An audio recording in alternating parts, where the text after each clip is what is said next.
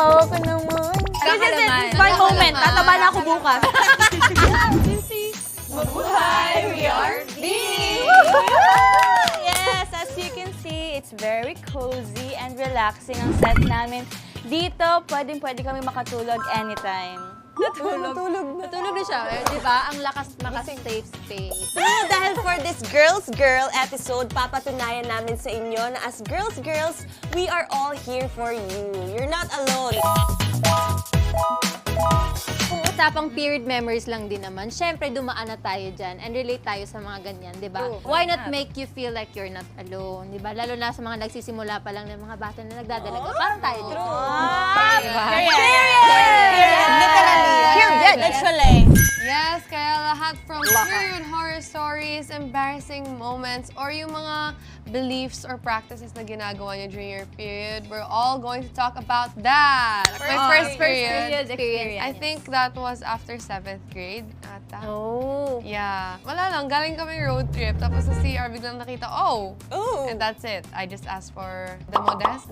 Ako, guys, parang siyang nakakatawa na embarrassing. Nagpaalam ako sa teacher ko na mag-CR. Sinabihan niya ako, wait lang. Tapos chinek niya yung skirt ko. Tagusan pala ako. Tapos yung mga boys ko na classmates, parang, anyari, ano meron? Ganun. Sabi niya sa classmates ko, na-spill daw yung skirt ko ng toyo. Parang may naupuan akong chair na may toyo. Tapos sila parang, wala namang toyo dito. Ganun. Tapos wala pang nag-lunch lang, ganun. Tapos yun, nahiya ako kasi alam na nila na first ko. So nag-cutting ako. And hindi ka yung bag ko andun pa. Malis umuwi ako. Nahiya ako.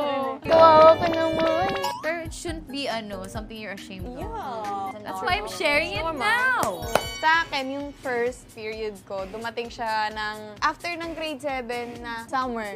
Yung mga friends mo nung time na yung pag 13 ka na, meron na rin sila. So parang, ba't ako wala pa? Late na ngayon, 13 Late na siya. Parang nung time na yan, excited ako. Pero ngayon, parang hindi. Foundation day sa school. Pag upo ko, sabi ko may mens na ako. So tuwang-tuwa ako kasi sobrang payat ko noon. Grade 7 ako noon. Grade Bakit 7. tuwa ka pa yun? Kasi sabi na pag nagka-mens ka daw, Tumataba din. tataba. Sabi ko, this is my moment. Tataba na ako bukas. Yung totoo. Pero hindi totoo. Pero yun lang. Tapos gumawa ko ng napkin na modest without wings pa to. Pagkasuot ko, parang, I'm now an adult. I'm a woman. You're a woman. Oh my gosh. Congratulations, bebe. Ako naman, same nung kay Shi, sinasabi sa akin ni Mami na parang, pag nagkaroon ka, magkakalaman ka na. Tapos, sa lahat ng kaklase ko, ako na lang yung sobrang baby. Kasi nga parang, baby? Late kasi siya talaga. Late bloomer siya. Mag-15 na ako na magkaroon ako. So, 4th year na siya. 4th year. Oo, bago So, nung nag-audition ka ng Bini, Bago pa lang ako noon. First time ko nararanasan ng pain noon. Ganon. Nakakatawa yung akin. Kasi, before, wala pa. Before ako magkaroon, yung day na yun, sobrang lakas ng ulan. Tapos, naglalaro kasi kami ng mga friends ko. May hagdan kami. Alam mo yung hagdan na kahoy. So, pag nabasa, madulas. Nagtakbuhan kami doon. Din nadulas ako. Siyempre, naglalaro. Wala lang yun. Nadulas lang.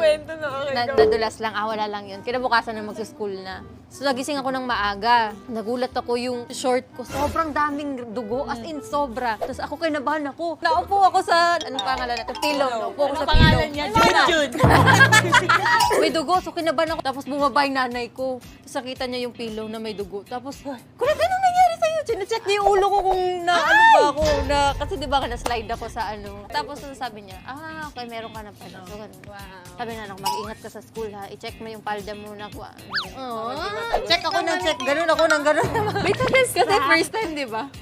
Grade 7 ako nun. Grade 7. July yun. July. Ako din! July? July Nalala lang ako, pero di July. Ako random morning lang. Nung umagang yon, kala ko nasugatan ako or something. Pero I just found out na, it's a time of the month. That's my kwento. How about you, Staffy? Wala, buti na lang nasa bahay lang ako noon. Tapos, pagkaihikop, kinabahan ako kasi para siyang, talaga, color black. Akala ko, poop. So, basta nag-ano ako ng tissue. Pagkatingin ko, pulang-pula. Alam ko na period siya. Huwag ka magalit ha. Sabi ko sa kanya, may regla ka na. Dalaga na ako. Ayun. Yung time na hindi na ako naglalaro ng mga Barbie. I-share ako kasi, ewan ko ba, sa probinsya namin ang hilig sa mga, manhilig maniwala sa mga beliefs. Sabi sa akin ni Mami nun, sa unang-unang memes mo, Bawal ka daw maligo. Ay, yan ang di ko gagawin. We will try to answer this. go. The first question is,